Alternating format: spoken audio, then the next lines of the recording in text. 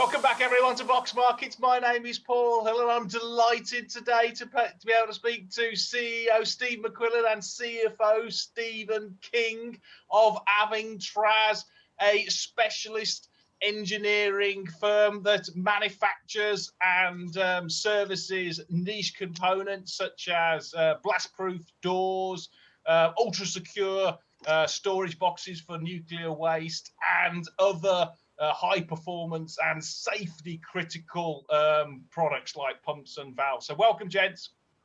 Hi, Paul.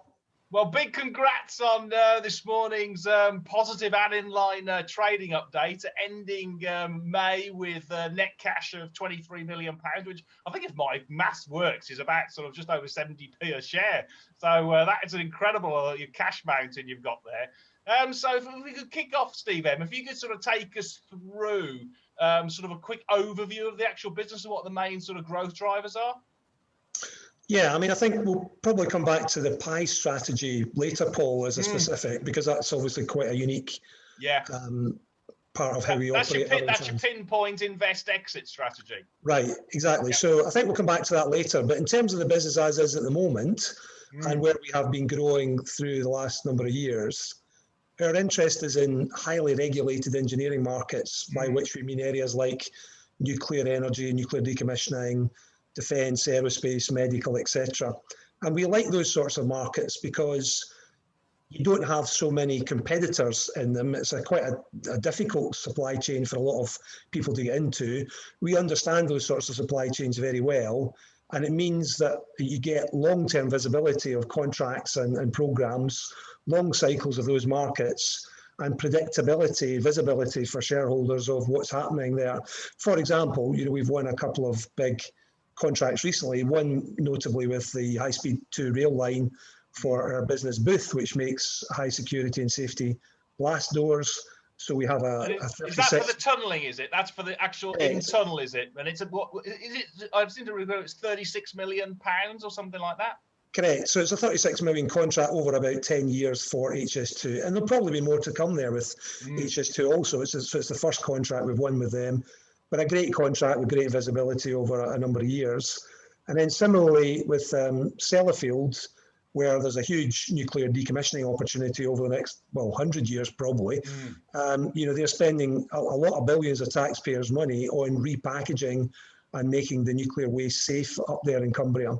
Yeah. And they need, as I think you know, an awful lot of what we call 3 meter cube boxes.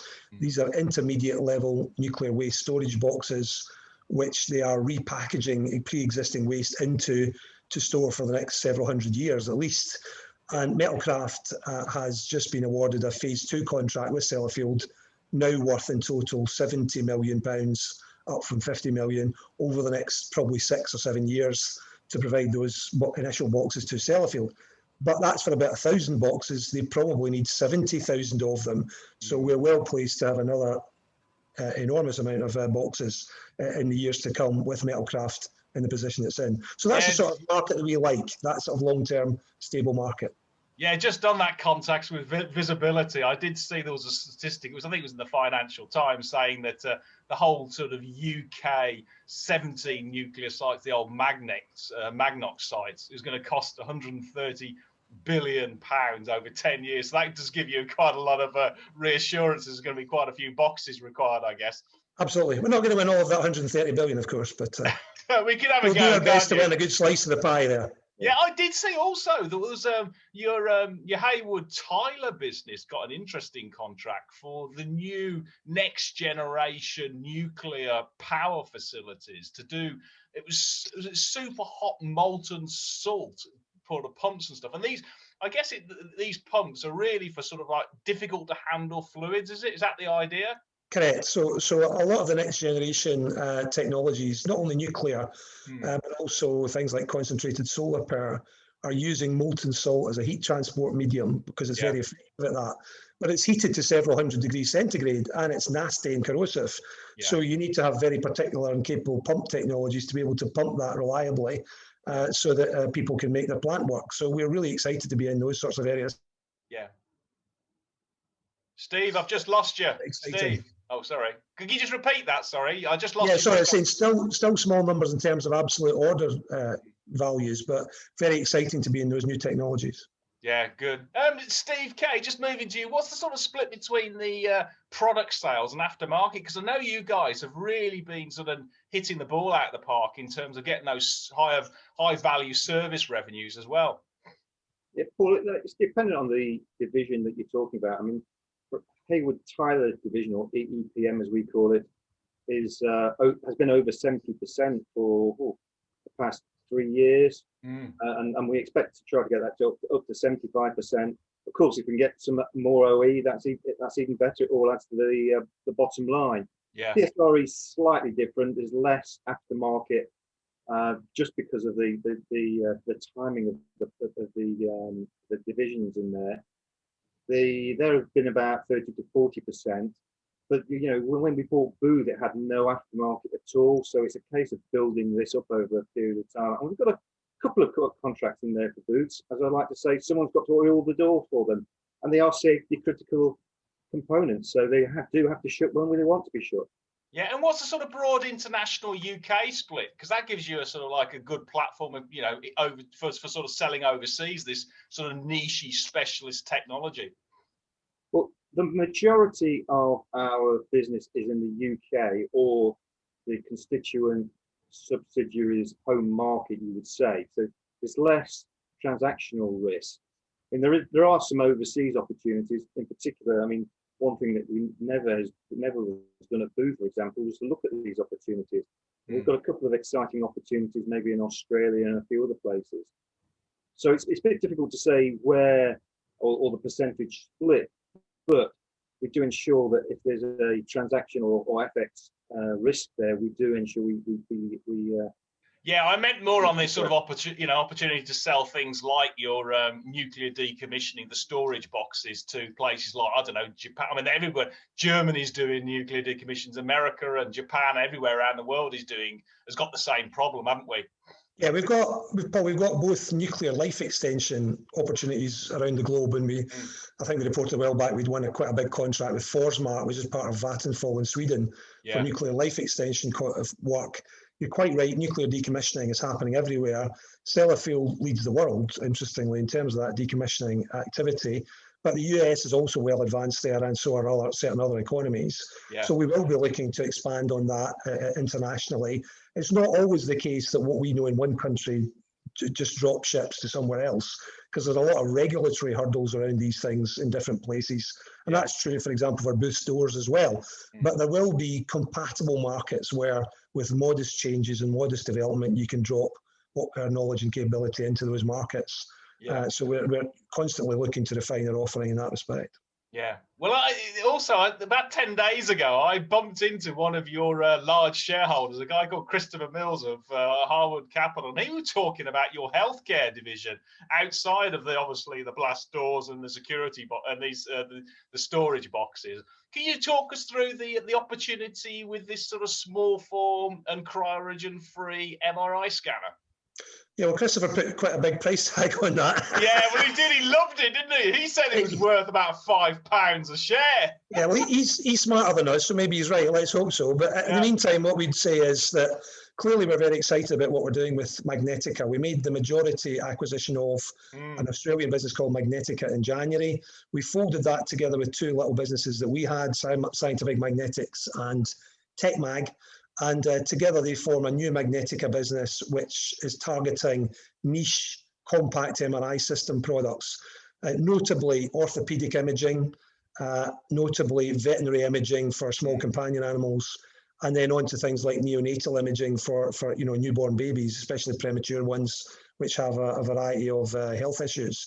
So we see a number of markets, niche markets, where the big boys don't really want to play there, and where a smaller form compact MRI system, which has no helium in it, so that reduces the infrastructure cost dramatically, could play into some of those niches. We also plan to have an innovative market positioning business model for these products, where we're looking to position them as imaging as a service, so like software as a service. So it's a paper scan type model rather than buy the product. Yeah. And we think these niches will lend themselves, at least parts of them will lend themselves to that kind of opportunity, which makes the numbers and the margins much more dramatically better as the number of images start to grow. Of course, it needs a bigger balance sheet, which we've got to be mindful as well. But we think that's a really interesting opportunity over the next few years. Magnetica is at a point at the moment where it's developing those products. First off is the orthopedic product, and we're currently working on a prototype there. We've already had images off of it. It's looking pretty good, but still more work to do on the software before we're ready to launch a commercial product, probably in a couple of years' time. Right. Okay. Well, Christopher, what's sort of the size of the addressable market of this thing, do you reckon? It's hard to say because we know roughly what it is for orthopedic imaging. It should be around £400 million for orthopedic imaging as part of the wider medical imaging, human medical imaging market. Maybe larger, but certainly that sort of order of magnitude. For veterinary imaging, it's hard to say because there is no equivalent product. Yeah. But you would imagine it might be the same or sort of order of magnitude. Neonatal will be a smaller opportunity, at least initially for the next few years, because that will take longer to get regulatory approval. But again, it should be a significant, tens of millions, hundreds of millions type market. So you could be looking at £1 billion market slice that we can have a go at, basically, in terms of the markets we can address. Yeah, and Steve K, just in terms of all the money you've now squirreled away, the £23 million, what are you planning to spend it on? Yeah, he's calling here from the Bahamas, by the way, Paul. Oh, is he? Oh, okay. Yeah, well, I'm definitely supposed to be on holiday, Paul, but Bahamas was a little bit too far for me. I'm down south. Anyway, well, there's several things we've already got the money earmarked for. For example, what Steve was just saying, we've got £2 million earmarked for the investment in Magnetica over the next year or so. Obviously, we're stirring the pot on acquisitions all the time. A lot make the cutting room floor very quickly, I have to say that. And others we've been tracking for a while. For example, HD and Booth, we were tracking for over 8-9 years before we got the opportunity to pick those up. But the price has got to be right. It's got to be a strategic fit, not just another asset, not huddling together for warmth. And as Steve said, it's got to be we do like the regulated markets and get to EBITDA of greater than 15%. Yeah. Okay, well, I think we've just lost Steve K. He was on holiday, so the broadband disappeared in Plymouth. So Steve, can you walk us through this? What you talked about, this pinpoint invest exit strategy, because that sort of nicely leaves off if you're looking for some M&A into sort of which sectors and what sort of investment criteria. Yeah. Okay. Well, we talked about the sort of markets we're interested in, these highly regulated engineering markets, nuclear, defence, aerospace, medical, etc. So that's the pools we're fishing in, if you like.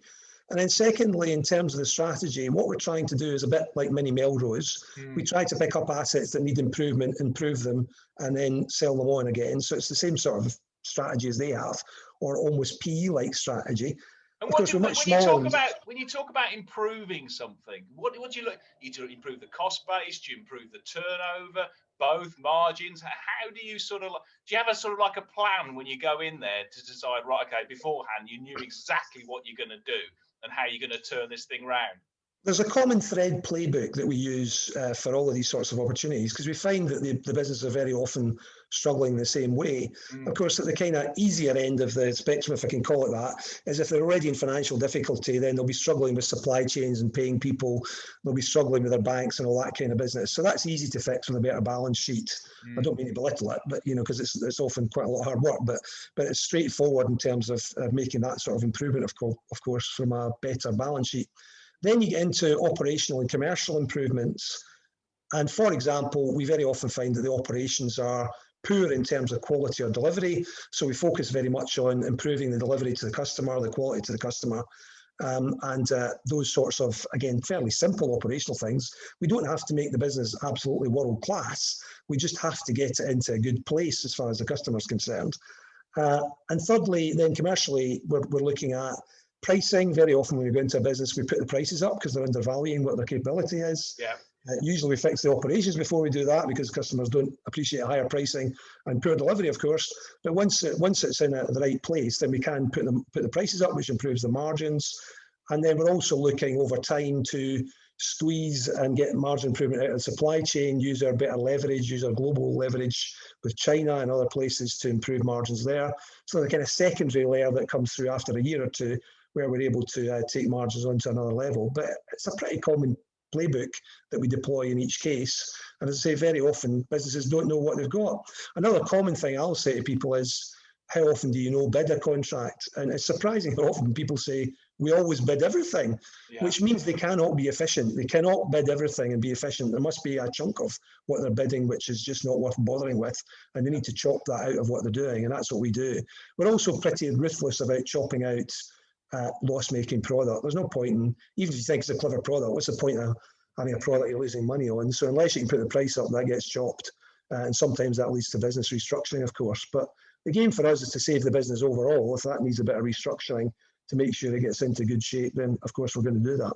So when you've actually improved it, and then sort of like at the end of it, when do you come to sort of exit? Because I saw with the Peter Brotherhood, I think you bought it, was it back in 2017, was it, or something? Yeah, as part of the HT group, that's right. Yeah. So what's sort of the typical timeline? Is there a typical timeline for sort of exiting positions and realising proceeds, or if you don't get the right price, you just keep it because it's an excellent business? Well, yeah, if you're not getting the right price for it, then why wouldn't you keep it and go to the next stage?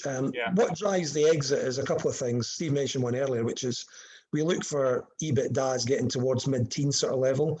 That probably means that's getting towards as good as we're going to make it as a generic parent, and probably a specialist parent, as in the case of PB with Howden. Somebody else can do better than us with it because they know more about that specific market segment than we do. So that's another driver of it. And then the other key thing before we even get into an acquisition is, if we can't at least double investors' money, why would we bother? And I think, as you kind of alluded to, Peter Brotherhood went for almost 4 times what we initially paid for it. Now that was a good outcome in a relatively short time frame, which was under 4 years. As regards time frame, it depends if it's a unitary exit like PB, when the timescale would tend to be shorter, or if it's a buy and build, which we had with Sigma, the aerospace components business we sold back in 2016. We built that over about 10 years because we made about 10 small acquisitions to pull together the pieces of that jigsaw to make it into a complete market leader before we sold it.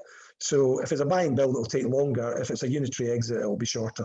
Yeah, well, I mean, I point investors to have a look at the share price, because I did over the last 10 years, it's increased almost 20% per annum compound compared to AIM at 5%. So I think your pinpoint invest exit strategy has certainly done very well for shareholders. Now, just on your sort of like your firepower, your capacity, if you have £23 million now, I'm just saying, for argument's sake, you put 3 or a bit more into Magnetica, etc. So that leaves you with 20. You've got a piece of spare land, I understand, as well, which is being sold or may be sold at some point in Luton, which could give you gross net proceeds. Let's just say, argument's sake, I don't know, but argument's sake, 10 mil. So that's 30 mil. And you've got your EBITDA is about, I don't know, 10 mil. That's what I think the brokers are doing at the moment. So 2 times that, it gives you 50 million of firepower, Stephen. You could buy the business again, couldn't you? We could, but Steve made a great comment earlier. He says no point in huddling for warmth. We're not just trying to get bigger for the sake of it. We're only trying to get bigger if it fits the strategy and if it does the right thing for shareholders. And you're right, we've been more right often than not, actually, over the last 10 years doing that. I wouldn't say we've been universally right. We thought we were clever in 2014 buying a business for £1 and then the oil and gas market collapsed. So we weren't as clever as we thought. But if we just need to get it right more often than not, rather than get it right every time. And I think we've shown ourselves to be pretty consistent in that respect.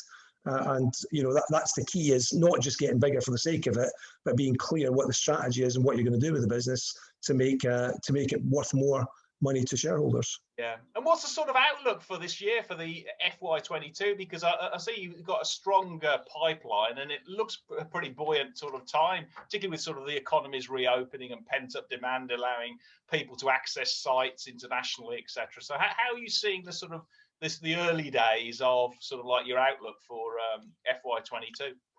Post-COVID hasn't yet fully occurred, has it? It's still in process, but clearly it's getting better, and we can see that in the order book and the prospects. So that's encouraging. Secondly, we'd say that, and that's globally, as you say, not just UK or US or whatever. Secondly, we'd say that an encouraging trend is that various governments are looking to spend more money on infrastructure, That's generally good news for us because there's various of our businesses will seek to capitalise on that infrastructure spend. And again, that tends to be long term, like HS2. So that's good news. And then thirdly, of course, the current situation ought to be good from us from a pie point of view, because what's not happened yet is with all the government furlough support on various businesses, a lot of them haven't really got past the party stage yet.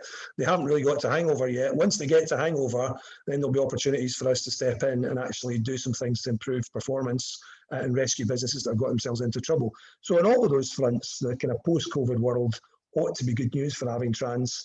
But hey, it's only as good as we can make it. So we're not just going to run out and let the money burn a hole in our pocket and spend it willy-nilly. As I say, it has to be on the right deals with the right strategy for the right short, medium and long-term outcomes.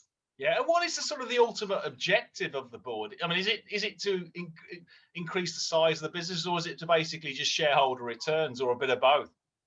It's more about shareholder returns than it is about absolute size. But of course, if you do get the things right on shareholder returns, then as we have done, you do tend to get bigger, Paul. It just will happen naturally. But if Steve was here, he'd be saying cash is king, and because he's sitting in as well, and that is turnovers, vanity, and all that stuff. So we always believe in that.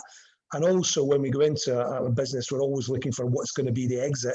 Of course, at which point we get smaller again in turnover terms. So then you have to look for the next target. So it's not a straight line by any manner of means, but certainly the core thread is optimising returns for shareholders. And by the way, the other thing we get a kick out of is rescuing business and rescuing high quality jobs, particularly in the UK. Why wouldn't you want to do that? That's good news for everybody. So that's a side objective. But if we can get the shareholder returns right, then we've probably got all the other bits right as well.